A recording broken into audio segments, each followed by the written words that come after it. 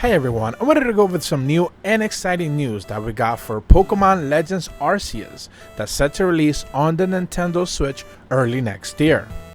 And this one pretty much falls right in line for pretty much a channel like mine, where I'm not necessarily a main Monster Hunter content creator, although I definitely make a lot of Monster Hunter videos, and I've dabbled talking about Pokemon Unite specifically, but other Pokemon games as well. And we recently got a report from Kotaku, which now seems to have a very direct quote from Game Freak, basically reporting that Pokemon Legends Arceus, it's more of their take on the Monster Hunter formula instead of being a traditional open world game like a lot of people seem to have assumed it actually was gonna be. If you haven't been necessarily paying attention, Pokemon Legends Arceus is the biggest next line game that is essentially set to launch early next year, and it's gonna follow the couple of remakes that we're gonna get, Pokemon Brilliant Diamond and Pokemon Shining Pearl, which are essentially the remakes of Generation 4. So a lot of the buzz regarding Arceus was pretty much the fact that a lot of people were presuming, based on the original trailer, looking like it's taking a lot of inspiration from Breath of the Wild, that this was going to be a open world game, and it was pretty much an open and shut case. There was really no point in contention or discussion. Now the interesting part was, of course, that Game Freak never actually confirmed any of this, and I believe in a couple of Japanese quotes in a couple of interviews, they pretty much were very vague on like what the game structure actually was, so they never really addressed the situation. But it wasn't really like a drama or anything like that, people just assumed it was. Meanwhile, there were a couple of people who are actually dissecting the trailers, saying like, well, let's hold off a little bit because we don't necessarily have all the details, specifically when Game Freak themselves aren't saying like, hey, this is more of a traditional Pokemon style game, or we're changing things a whole heck of a lot more differently than what we're used to doing. Remember that Sword and Shield had the wild area pretty much being a little bit of a pseudo open world type of thing, but a very self-contained one at that. And even the DLC, they pretty much went that same route as well, so a little bit more open area but not necessarily open world. And at the end of the day, people were pretty much like hot and cold depending on who you really spoke with regarding Sword and Shield's idea and strategy outside of the traditional single player experience. So at the end of the day, for those people who were disappointed with Sword and Shield's approach, the idea of an open world Pokemon Legends Arceus was pretty much a big hit. But now we have a little bit more details on this, and thankfully Kotaku, which I'm going to leave a link in the description below, actually what came through and pretty much get a quote from Game Freak directly, and I'm going to quote them directly. In Pokemon Legends Arceus, Jubilee Village will serve as the base for surveying missions. After receiving an assignment or a request, by preparing for the next excursion, players will set out from the village to study one of various open areas of the Hisui region. After they finish the survey work, players will return once more to prepare for their next task. We look forward to sharing more information about exploring Hisui region soon. And if you basically read that like any common sense person, you would see that this is pretty much a let's head out, let's go hunt, let's go farm, let's go do whatever this task is, and then let's return. That sounds a lot like Monster Hunter, and Kotaku is pretty much pointing that out very clearly. This is a very Monster Hunter type gameplay loop. That's basically what that is. Now, they're not saying you're going to be hunting down Pokemons and, you know, taking down their bone marrow and their carapaces or anything along those lines. They're not saying anything like that. But it's very much that same gameplay loop, that gameplay experience of like, you go out for a very specific task into the area, you survey it, you do what you need to do, and then you come back. Then you prepare for the next hunt or the next, you know, surveillance, if you will. But that's pretty much that gameplay loop. In an open world game, the gameplay loop is basically whatever you want it to be. Whichever direction you wish to go, that is the experience, that is the loop. Essentially, if you want to do quest, you can do quest. If you just want to walk around and explore, you can do that. And that's pretty much the openness and the freedom of open world games, where this game has pretty much a gameplay structure.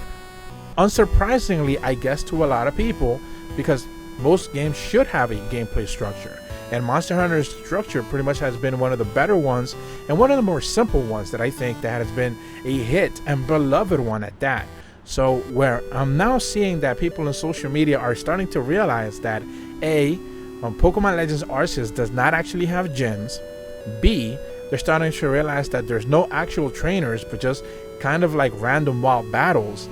and then C, the fact that you're not really exploring an open world, but in fact you have a gameplay loop that just kind of sends you out to explore, sends you out to survey, sends you out to catch, maybe battle, but then you eventually come back to town and then do it all over again. All of a sudden people are starting to turn on this game, which up until a certain point, maybe a couple of weeks ago when we got the last trailer, they were very excited and very gung-ho about it. But all of a sudden, now that they're getting the details that it's a little bit more of a Monster Hunter game, they're turning sour on it. And I don't quite understand it, because ultimately the gameplay loop for Monster Hunter is pretty much exquisite. It's great. It works. That's why Monster Hunter has been successful. Sure, it took a long time for the West to catch up, but at the end of the day, the gameplay loop works, and it has worked flawlessly for years. And now people are acting like that same gameplay loop wouldn't necessarily work for Pokemon. In fact, if you remember just a couple of months back, we got pretty much Monster Hunter Stories 2, which a lot of people were very much comparing to a Monster Hunter game, kind of like Pokemon. And if you ask me, this pretty much sounds a little bit like that as well. It has a little bit of that feeling of like you go out, you do what you need to do, and then you come back. Now there's no dens, there's no egg hatching or anything like that. Presumably they certainly haven't mentioned any of that. There could actually be egg hatching and stuff like that. Typical Pokemon games do seem to have that mechanic, but they haven't necessarily touched on that, so I'm just going to presume that that's not a feature here. But the fact of the matter is that like Monster Hunter and Pokemon pretty much being mixed up seems to me like a win-win, and because they just seem to be so reluctant that Game Freak makes anything Pokemon related, people just seem to be mad now that the fact that the game is not open world. It's almost like when Sword and Shield was revealed to not have a full Pokedex, and people were just kind of just ran with that. They made it the war cry essentially of like why that game was gonna be bad no matter what.